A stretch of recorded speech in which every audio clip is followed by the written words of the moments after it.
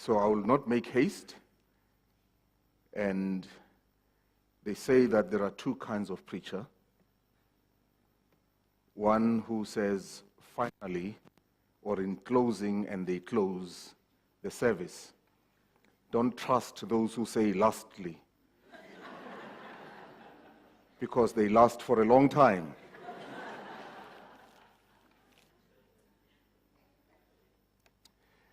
Penny, just wish to give thanks to God for you and for the people who have elected you to this high office in one of the organizations of the Methodist Church of Southern Africa, particularly to the presidency in the Limpopo district. And I bring greetings from members of our district, from all our circuits, beginning in Botswana, in Maung, which is the furthest circuit in our district. It is a unique circuit because it is a one society circuit. And we have just appointed a minister there whom we hope will begin to reach out to that community and to continue to do the work to which God calls us. And in our district, one of the things that we believe God is calling us to is to have focus on mission and to present the gospel to those who perhaps do not have as much opportunity to hear the gospel as we do in this part of the world or even in this church. And the furthest circuit in the east is the Nkomazi Mission Circuit, which is close to the border with Mozambique and Swaziland. And the furthest north is the Soutpansberg Circuit, and the furthest society is in the town of Musina, where we have just appointed an evangelist who is appointed there to continue the work of God. And that we give thanks to all our members who have made a contribution to the District Mission Fund, which enables us to do this work, and together with the Mission Resource Fund, which the MCSA has set aside to be employed in those areas of need where people need to hear the gospel. And so we give thanks to God for this work, and we continue to do that. And we give thanks to God for every contribution that has been made in resourcing our own district mission fund, that we do not depend on funds from other places, but they add to what we have in our district. And so we give thanks to God for that. And to the WA for continuing to contribute to the Bishop's Discretionary Fund that enables us to assist particularly families of ministers where there's a need for education, where there are health needs or any other need they may have. That fund has enabled us to minister to our own ministers and evangelists and Bible women and other people who need to be assisted. Only yesterday we had a call from our university chaplain, Reverend Tsepo Nkosi, who needed to assist a young woman who had lost her accommodation. And so we were able, through that discretionary fund, to find accommodation for her and to help her to be in a safe space. And so that is where we are. We are in the period of Lent, and during this time we reflect on the journey Jesus takes, and that journey certainly leads to his crucifixion. And this time, this is our focus as we journey together with the Lord. And I dare say that this is not the time where we seek to receive from Jesus, but it's a time where we seek to offer to him something of our own life and our journey. The theme in this church today reflects on a journey, on making the difference and walking together. And this walking together, of course, is that you have people around you, or at least one person with whom you journey. And so our reflection today will be on the journey from the gates of Jerusalem to the hill of Golgotha, a journey where two people certainly walked together, even with a crowd around them, and that was Jesus and Simon of Cyrene, the father of Alexander and Rufus, who was passing by on his way from the country and was forced to carry the cross, and there found a journey with Jesus. Charles Dickens began his book, A Tale of Two Cities, with these words: "It was the best of times, it was the worst of times. It was the age of wisdom, it was the age of foolishness. It was the epoch of belief, it was the epoch of incredulity. It was the season of light, it was the season of darkness. It was the spring of hope, it was the winter of despair. We had everything before us, we had nothing before us. We were all going direct to heaven. We were all going direct the other way." I think these words kind of describe the moment in that day, or in those days, when Jesus was finally crucified, but we also focus on his resurrection. But this describes the kind of atmosphere at that time. First, it was the Passover, and the Passover dictated that every young man above the age of 18 should at least make one journey to Jerusalem to celebrate the Passover. And so there were many, many people who went to Jerusalem to celebrate the Passover, to offer their sacrifices, and to come into contact with that place that was designated the place of the presence of God. And so it was the best of times, I guess, for an 18-year-old to travel along many, many miles to be there. It was also the time of expectation, great expectation for the Messiah. In the minds of the people, as you would see later in a few days from now, that time of the triumphant entry into Jerusalem, where people began to receive this coming Messiah, and they began to think, is this the one? Is this the one? And they began to sing, Hosanna to the Son of David. They began to think that this is it. So it was the best of times for them, because they knew that the time is now. What do they say? Kinako. The time is now. He has come. And those who sought to destroy Roman oppressor would begin to expect that he would call out the armies of Israel to destroy the oppressive ruler. Those who believed that he would come to reestablish the kingship of David began to say, a new era has dawned with us. And so it was the best of times, but it was also the worst of times, because the people of God, the people of Israel, were still under oppressive Roman rule. And so this was a time when they felt that this is the worst of our times, and so how do we get out of this oppression and this difficult life? There was taxation, of course. Crucifixion did not happen only on what we now call Good Friday. This was one of the ways in which dissidents were punished and killed as a warning to those who might even have thoughts of dissenting against Roman rule. And so this was the worst of times, that crucifixions were happening on a much regular basis.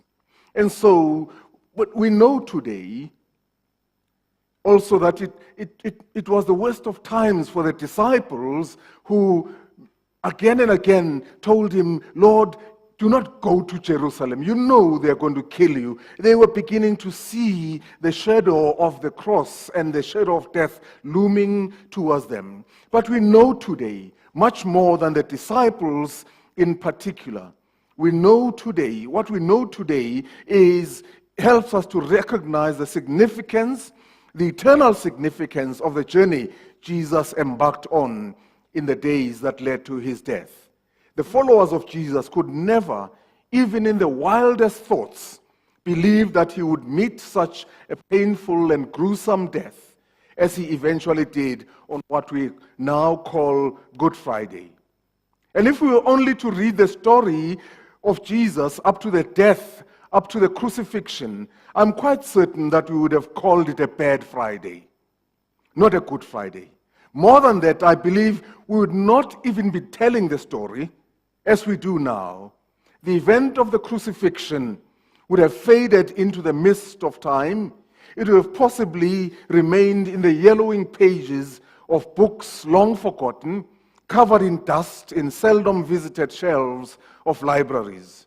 It would have been a story of a young man from Galilee who dazzled the then world with amazing acts of healing, with clever words and unreal acts such as walking on the water. But the story keeps being told over and over again. Why?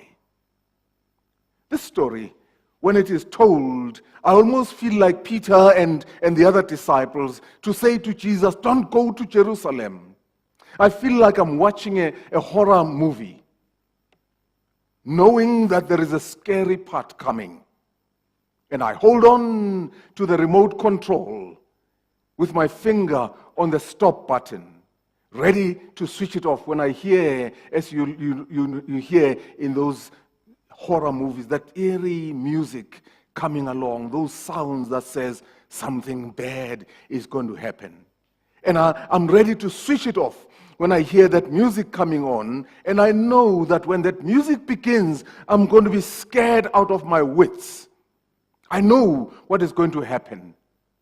Even when I read the story of Jesus, I know what is going to happen to him. I know the pain and the torture he was going to endure. I know he's going to be falsely accused. He's going to be put on hastily convened courts, found guilty, found not guilty, yet crucified on the cross. Yet at the same time, I know I cannot push the stop button because I know why he went into Jerusalem.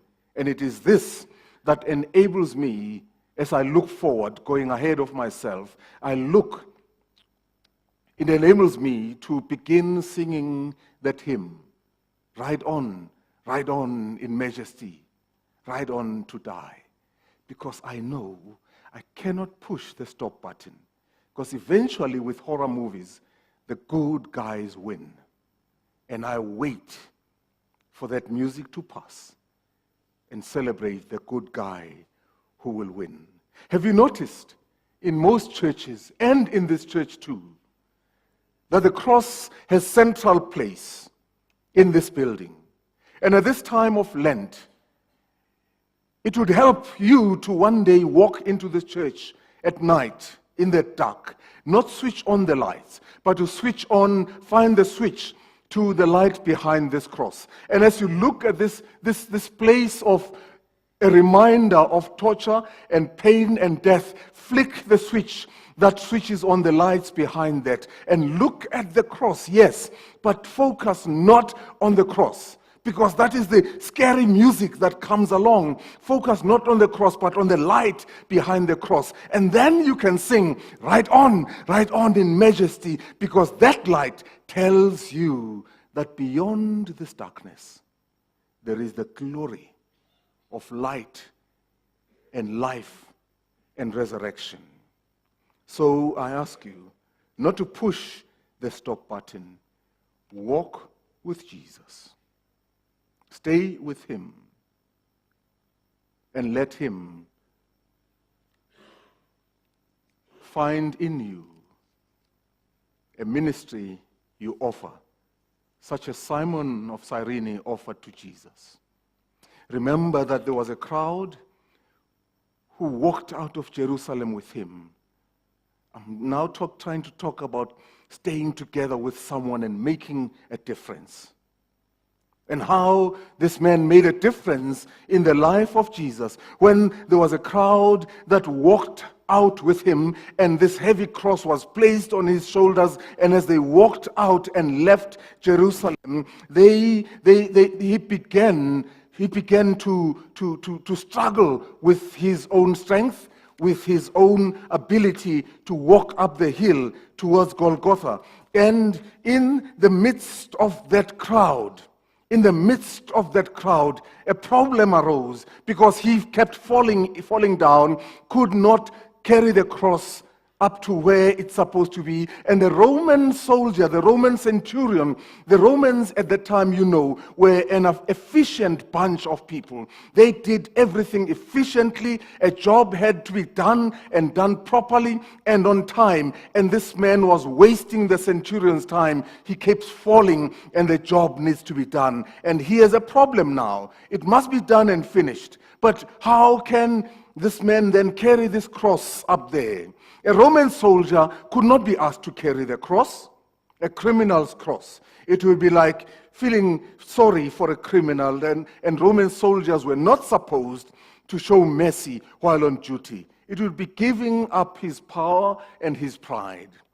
There was a problem. No Jew could be pressed to do it either. To touch this instrument of torture imposed upon criminals by a pagan power would have rendered the person ceremonially unclean. It was the Passover, and so they would not have been able to cleanse themselves in time to share in the Passover meal. Rome had to do its own dirty work. And there, in the crowd, was Simon of Cyrene. Matthew, Mark, and Luke's gospel mention this man, and all three of them state that he was just passing by on his way from the country. He was a stranger in the area. He looked different.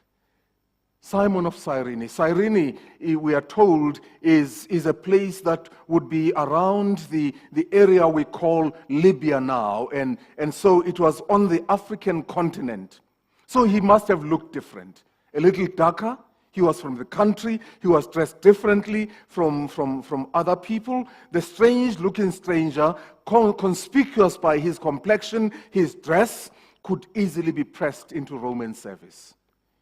He has no one to protest on his behalf, as the priest would have done on behalf of any Jew.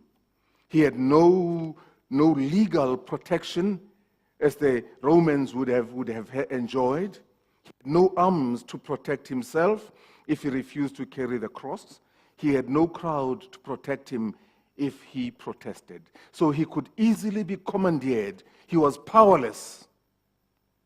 And as you have in the world in which we live, the powerless and strangers are treated as if they have no feelings, no dignity, no right, deserving of no respect.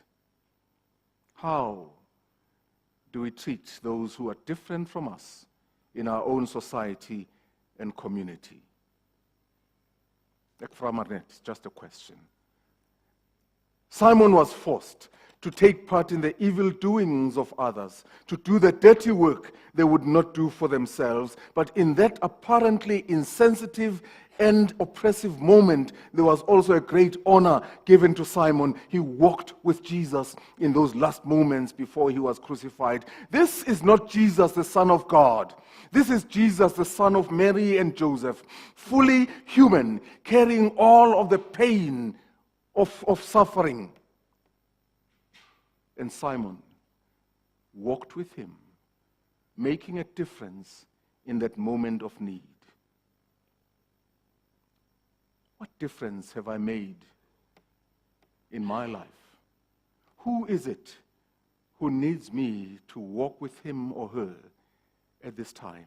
Who is it who needs me to take his burden or her burden on my own shoulders? And perhaps you can say, well, preacher, how can you say that? I have my own burdens to carry. How can I carry someone's burden? But I want to tell you this, that when there is strength in walking together, in struggling together, in suffering together, the Bakhatla people, but then Bakhatla kam. Who's Bakhatla? The Bakhatla people who are part of the Tswana people will always say to you, Remocho. When they say Remocho, they mean we are together. Who is it who needs to hear you say, we're together in this? And of course you'll say, well, I have my own burdens. Can I tell you this?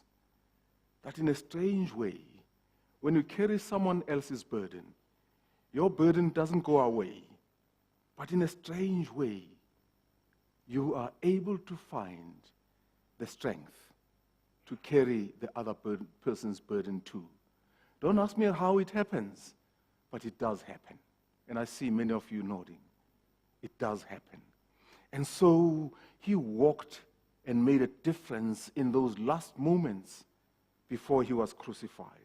And I find it difficult to believe that between the gate of Jerusalem and the hilltop of Calvary, nothing happened. I believe that in those last moments, Simon came into contact with the most powerful transforming force in the world, and that is the friendship of Jesus.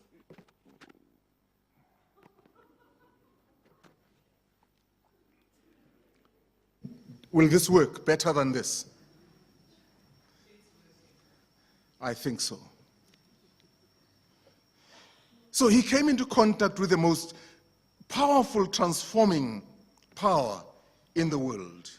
Even if no words were exchanged between them, there would have been some contact with spirit to spirit.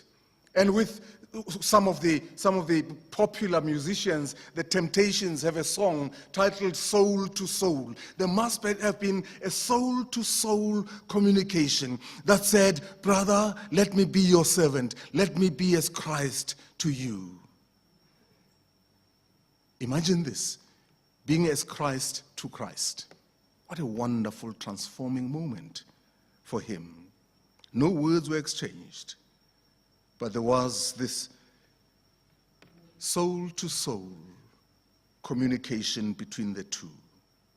There is no doubt in my mind, taking into account the ministry of our Lord, that he came for people such as Simon of Cyrene, the stranger, the one who is despised, the one who is dragged into doing stuff that we would not do ourselves. Jesus came for those and to those, and to find a soul-to-soul moment with him. These two sufferers walked together. And so if today you have designated yourself a sufferer, just know this, that there is someone else who needs to hear you say, Remojo. Let us join soul to soul. I need to make haste here, and just to say that Simon, I would have liked to talk about how the cross makes sense or does not make sense, but let's leave that. Imagine Simon going back home, sitting with his family, if the family was around, or friends, and saying to them, I have had the most terrible day. I have had a bad Friday today. Imagine Simon telling his people that I was an accessory to a murder because I carried a cross and led someone to that Calvary place where he was crucified and died. Simon would have lived with a bad Friday. But you see, at that time, he did not know that the light is burning behind the cross.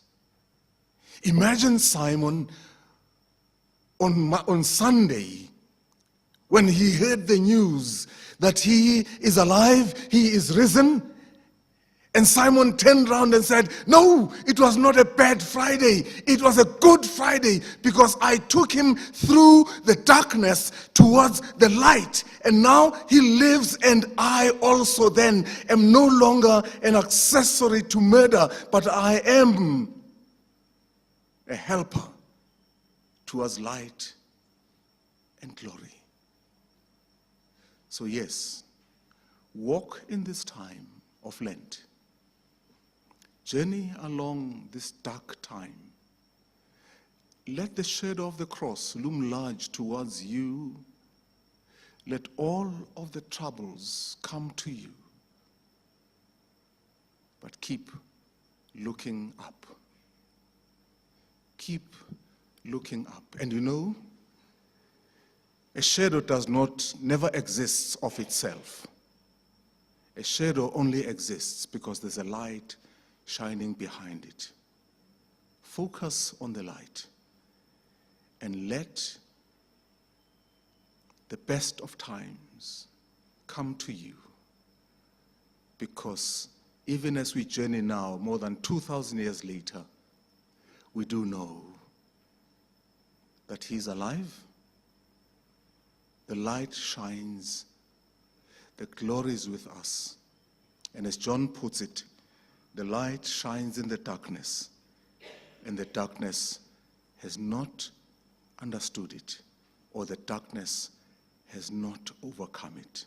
And so we are people not of darkness, not of death and torture. We are people not of a bad Friday.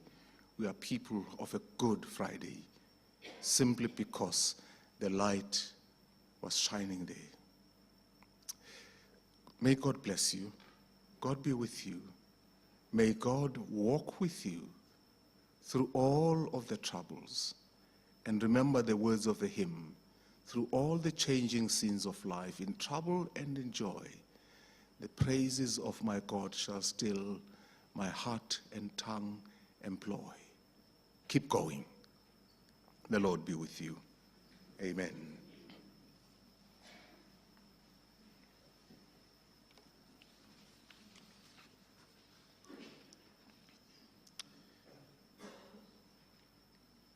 May I just welcome Charmaine Morgan to the Limpopo district. Charmaine, as you know, is the General Secretary of our church. She is the engine in the life of the church, if you may want to describe her like that. She had big shoes to fill, because there are many men who have been in this office, in her office. And I can remember, Charmaine, you saying that you've got big shoes to fill, but you're very comfortable in your high heels.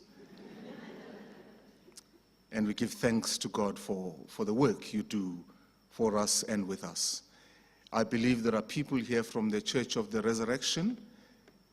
Are they here? Are you here? Oh, right out there. Welcome to South Africa. Welcome to especially Westview, and we look forward to sharing ministry with you and contributing to your own growth, and you contributing to our own growth. I think that's all the greetings I have, and so it is now time for us to share in the moment of Holy Communion.